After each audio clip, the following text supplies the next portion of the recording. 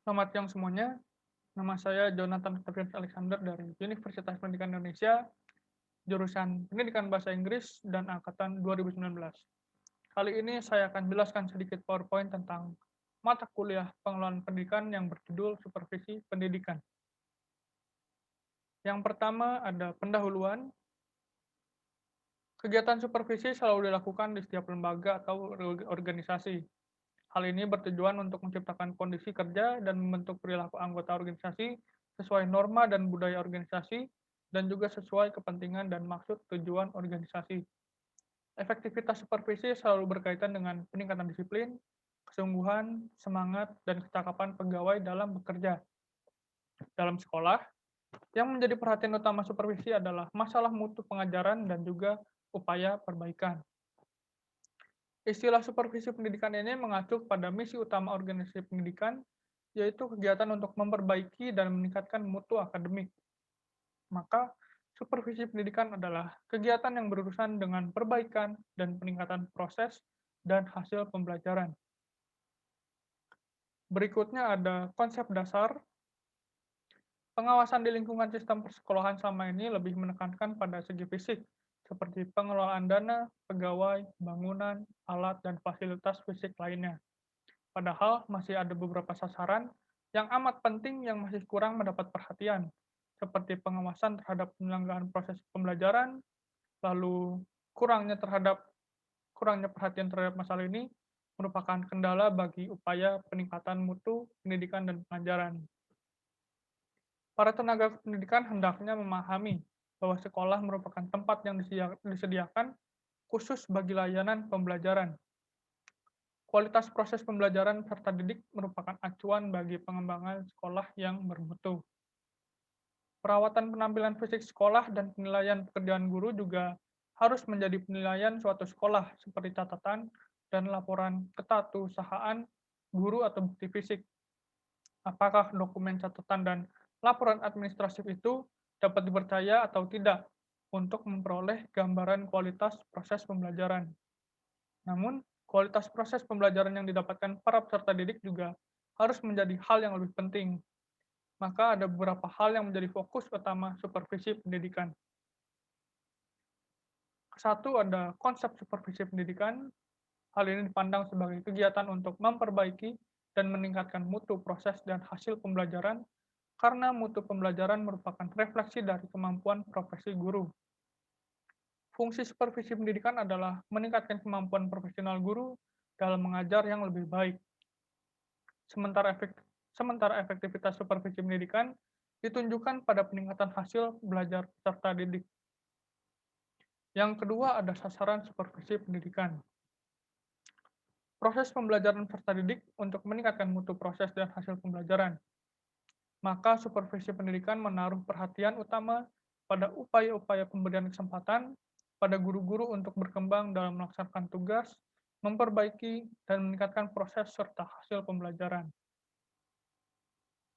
Supervisi pendidikan pemberdayaan akuntabilitas profesional guru direfleksikan dalam kemampuan-kemampuan berikut. Pertama ada merencanakan kegiatan pembelajaran, lalu ada melaksanakan kegiatan tersebut, ketiga menilai proses dan hasil belajar, berikutnya ada memanfaatkan hasil penilaian bagi peningkatan layanan pembelajaran, berikutnya ada memberikan umpan balik secara tepat, teratur, dan terus-menerus kepada peserta didik. Yang keenam ada melayani peserta didik dan yang mengalami kesulitan belajar, lalu menciptakan lingkungan belajar yang menyenangkan, mengembangkan dan memanfaatkan alat bantu dan media pembelajaran, memanfaatkan sumber belajar yang tersedia, mengembangkan interaksi pembelajaran, yaitu strategi, mode, dan teknik yang tepat, dan juga melakukan penelitian praktis bagi perbaikan pembelajaran. Organisasi belajar yaitu suatu organisasi di mana para anggota menunjukkan kepekaan terhadap masalah-masalah yang dihadapi dan berupaya mengatasi masalah tersebut tanpa desakan dari luar. Sasaran lain supervisi pendidikan yaitu menjadikan kepala sekolah dan guru sebagai learning professionals yang menciptakan budaya belajar dan mereka juga mau belajar untuk menyempurnakan pekerjaannya sehingga akan terjadi peluang inovasi dari bawah dalam proses pembelajaran Dan kepala sekolah juga berperan sebagai kunci dalam penciptaan budaya ini. Selain itu, sasaran supervisi pendidikan yaitu membina kepala sekolah dan guru-guru untuk memiliki kemampuan manajemen sumber daya pendidikan seperti pengadaan, penggunaan atau memanfaatkan, dan juga merawat atau memelihara. Berikutnya ada yang ketiga, fungsi-fungsi supervisi pendidikan. Pendekatan perilaku supervisi yaitu menciptakan dan menjaga keselarasan antara tujuan-tujuan pribadi dan organisasi melalui kerja tim dan evaluasi terhadap sasaran-sasaran supervisi. Yang pertama ada fungsi penelitian yaitu memperoleh gambaran jelas dan objektif sesuai situasi pendidikan. Pertama ada perumusan pokok masalah sebagai fokus penelitian, kedua ada pengumpulan data terkait masalah, tiga ada pengolahan data, empat yaitu penarikan kesimpulan untuk perbaikan dan peningkatan. Lalu yang kedua ada fungsi penilaian, yaitu evaluasi lanjutan dari hasil penelitian, apakah menggembirakan atau justru memprihatinkan, dan apakah ada kemajuan atau kemunduran, atau justru kemandegan. Ketiga ada fungsi perbaikan, yang pertama mengidentifikasi aspek negatif, apakah kekurangan, kelemahan, atau kemandegan. Kedua, mengklasifikasikan aspek negatif yang serius dan yang sederhana, dan terakhir, melakukan perbaikan menurut prioritas. Keempat, ada fungsi peningkatan, yaitu proses berkesinambungan yang dilakukan terus-menerus agar kondisi yang telah memuaskan dapat dipertahankan bahkan ditingkatkan lagi. Empat, ada asas-asas supervisi pendidikan. Yang pertama, kualitas proses pembelajaran sangat dipengaruhi kemampuan profesional guru. Lalu, pengawasan terhadap proses pembelajaran menaruh perhatian yang utama pada peningkatan profesional guru, mutu proses, dan hasil pembelajaran. Lalu pembinaan tepat dan terus-menerus oleh guru terhadap peningkatan mutu pembelajaran, peningkatan mutu pendidikan juga melalui pembinaan profesional guru atas dasar mutu pembelajaran yang dapat diperbaiki. Kelima, ada supervisi efektif yang menciptakan kondisi layak bagi pertumbuhan profesional guru. Berikutnya, supervisi efektif untuk dapat melahirkan wadah sebagai kerjasama untuk kebutuhan profesional guru-guru. Lalu supervisi efektif dapat membantu guru-guru memecahkan masalah sehari-hari dengan imajinatif dan kreatif.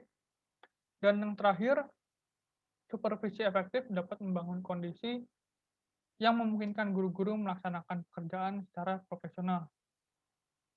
Asas-asas tersebut merupakan teori dan hasil penelitian yang kebenarannya masih diakui para pakar supervisi dan dapat dijadikan sebagai pedoman untuk membandingkan antara apa yang sebaiknya dilakukan dengan apa yang nyatanya terjadi.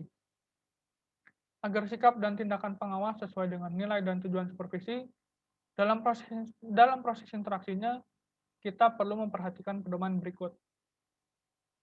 Pertama, ada supervisi dimulai dari hal-hal positif, lalu hubungan antara pengawas dengan guru-guru didasarkan atas hubungan kerabat kerja sebagai profesional, pembinaan profesional didasarkan pada pandangan objektif yang berhubungan dengan permasalahan proses pembelajaran, pembinaan profesional didasarkan atas hubungan manusiawi yang sehat dengan adanya pujian dan bukan makian.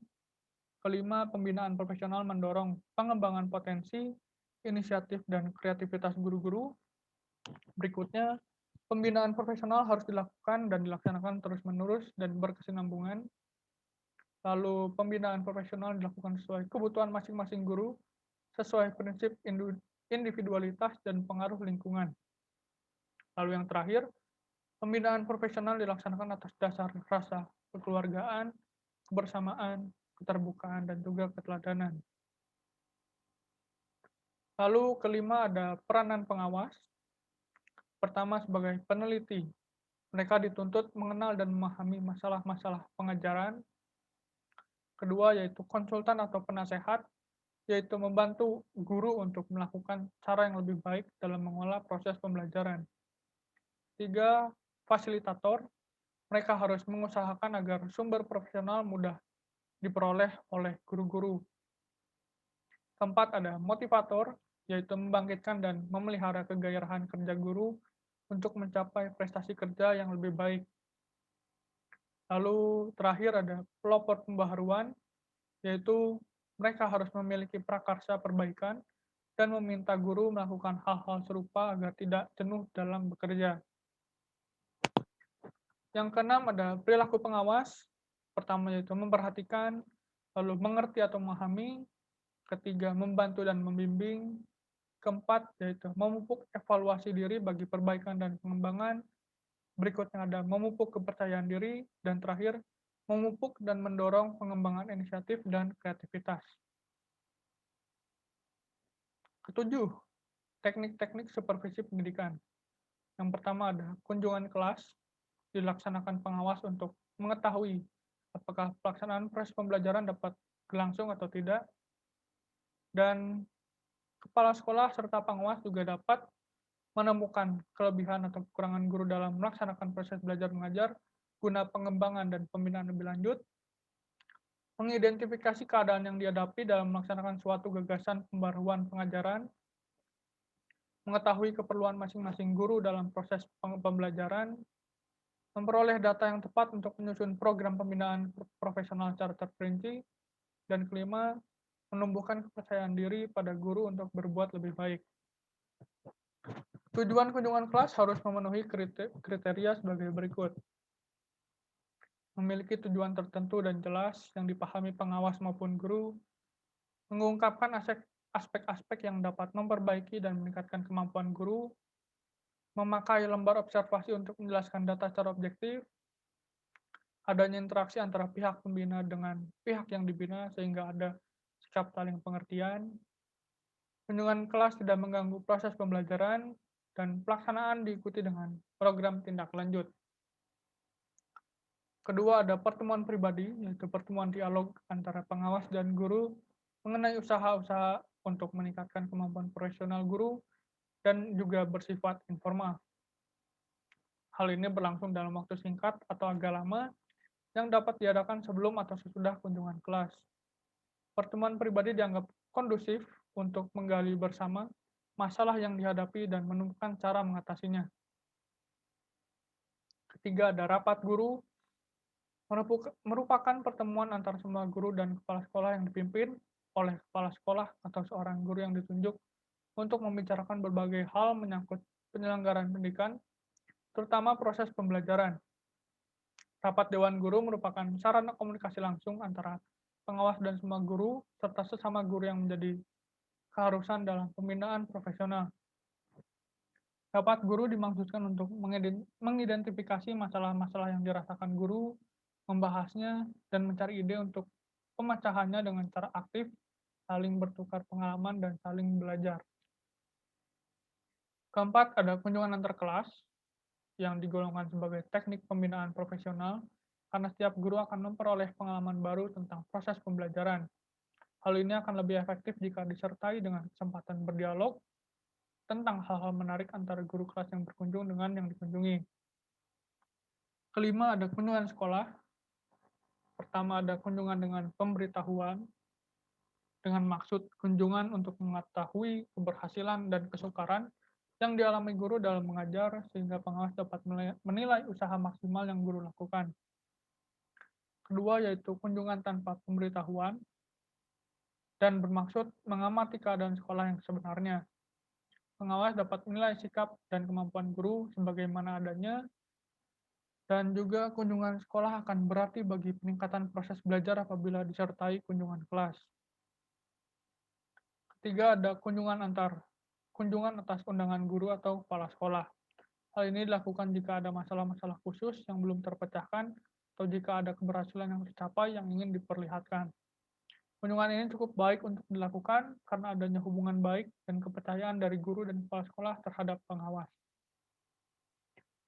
Lalu ada kunjungan antar sekolah, di mana guru-guru dapat mengukur sejauh mana keberhasilan suatu sekolah yang dikunjungi dan pengawas dapat memanfaatkan potensi guru-guru untuk kepentingan pembinaan di sekolah lain. Namun, kunjungan sebaiknya tidak terlalu mengganggu kegiatan sekolah yang dikunjungi atau terlalu mengganggu kegiatan sekolah yang berkunjung, sehingga kunjungan harus diatur dengan seksama. Lalu ada penerbitan buletin profesional, yaitu selembaran berkala atas tulisan mengenai topik-topik tertentu berkaitan dengan usaha peningkatan proses belajar mengajar. Hal ini sangat praktis karena dapat disebarluaskan dalam jumlah banyak dan dapat dibaca baik oleh guru maupun pengawas kapan saja dan di mana saja, dan dapat pula dijadikan sebagai bahan diskusi di MGBS atau MGMP, yaitu musyawarah guru mata pelajaran. Lalu ada penataran, salah satu faktor yang penting dalam menentukan keberhasilan seorang penatar untuk memperoleh manfaat seoptimal dan seefektif mungkin yang akan menjadi minat dan kegairahan pelatar dalam mengikuti penataran. Hal ini harus diikuti oleh materi penataran dan cara pelaksanaan penataran, sehingga sebaiknya penataran disusun sesuai kebutuhan setempat. Dalam kegiatan penataran, prinsip-prinsip berikut hendaknya diterapkan. Pertama, penatar lebih banyak berfungsi sebagai fasilitator, kegiatan lebih banyak dilakukan oleh para penatar diharapkan dapat mengikuti prinsip belajar sambil mencobanya sendiri, sehingga dapat menerapkannya di sekolah atau menularkannya kepada rekan guru lainnya, dan rasio antar penatar dan maksud saya rasio antara penatar dan petatar diperkecil dengan memperbanyak tutor. Lalu kedelapan ada program supervisi pendidikan. Pertama ada pengertian program supervisi pendidikan, yaitu rincian kegiatan yang akan dilakukan untuk memperbaiki dan meningkatkan mutu proses dan hasil belajar.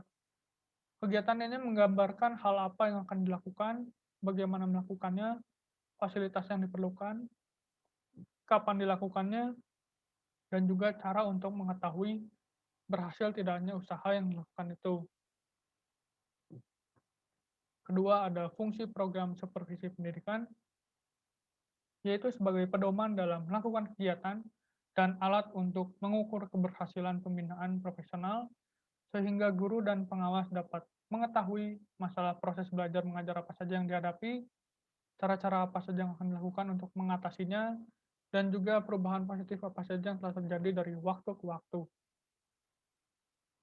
Lalu berikutnya ada isi program supervisi pendidikan, bermaksud untuk memperbaiki dan meningkatkan proses dan juga hasil belajar mengajar, di mana isi program pembinaan harus mencakup kemampuan profesional guru yang akan diberikan dan juga memperhatikan persoalan-persoalan yang dihadapi guru dalam melaksanakan gagasan baru yang diperoleh melalui penataran, seperti pengembangan kurikulum muatan lokal, karena pembaharuan dalam metode khusus bidang studi seperti IPS, IPA, bahasa, dan matematika memunculkan persoalan baru yang memerlukan bimbingan para pengawas.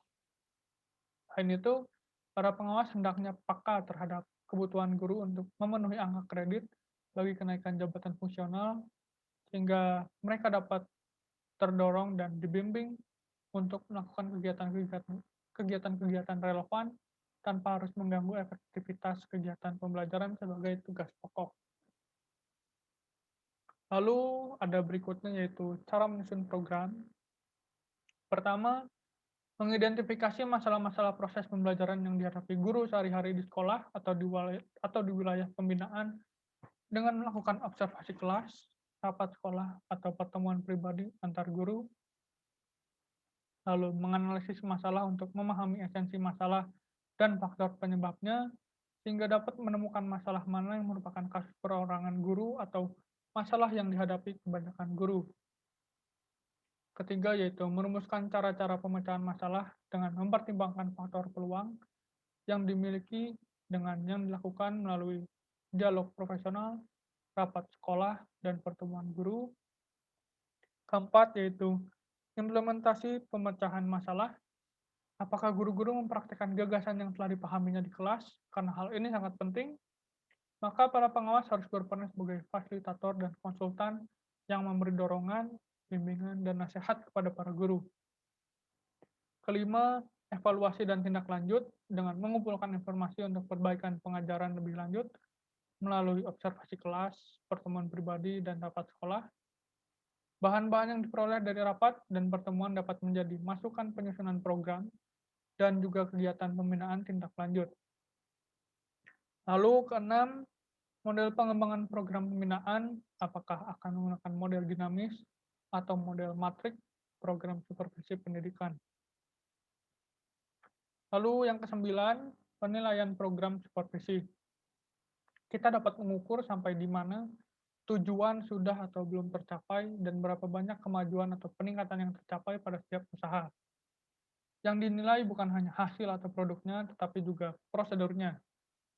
Maka penilaian harus dilakukan secara terus-menerus atau teratur dan juga kooperatif atau dilaksanakan bersama secara demokratis. Yang pertama ada kriteria keberhasilan pelaksanaan program supervisi.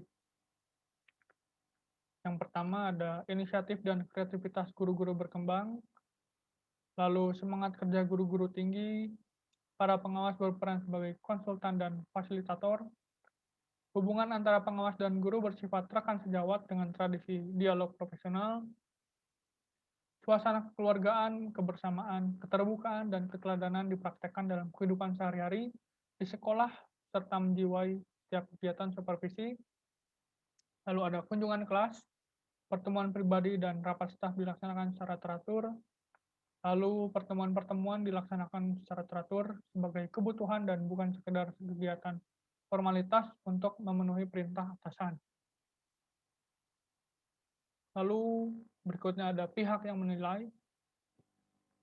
Dalam hal ini, setiap pihak yang terlibat proses supervisi pendidikan seperti guru, kepala sekolah, dan pengawas merupakan pihak yang harus mengetahui keberhasilan atau kegagalan dari setiap usaha yang dilakukan. Untuk mengumpulkan data tentang segala upaya perbaikan dan peningkatan proses pembelajaran di sekolah dan juga di wilayah pembinaannya, para pengurus MGBS atau MGMP dan juga pemandu bidang pengajaran dapat mengumpulkan data tentang efektivitas pertemuan kelompok kerja dan implementasi gagasan serta hasil pemecahan masalah di sekolah. Para pembina lainnya dapat melakukan penilaian terhadap berbagai upaya pembinaan profesional dalam setiap kesempatan sesuai dengan wewenangnya. Lalu berikutnya ada teknik dan alat penilaian.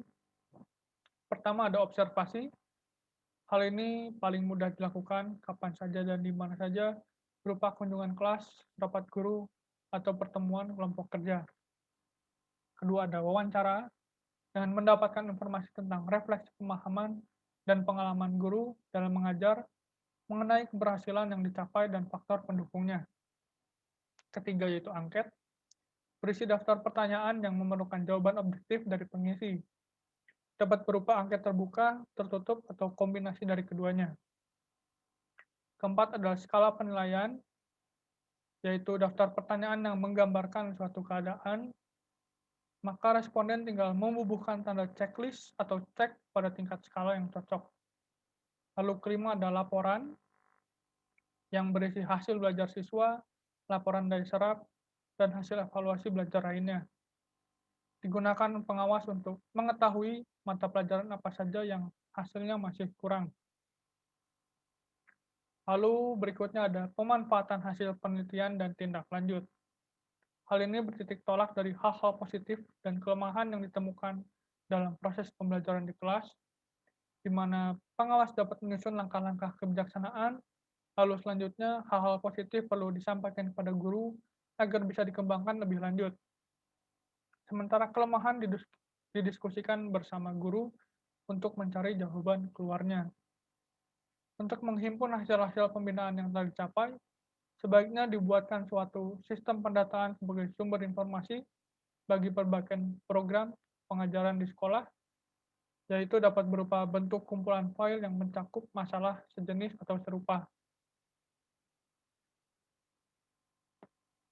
Kalau begitu, itu materi dari saya. Terima kasih telah menonton dan juga mendengarkan saya. Terima kasih.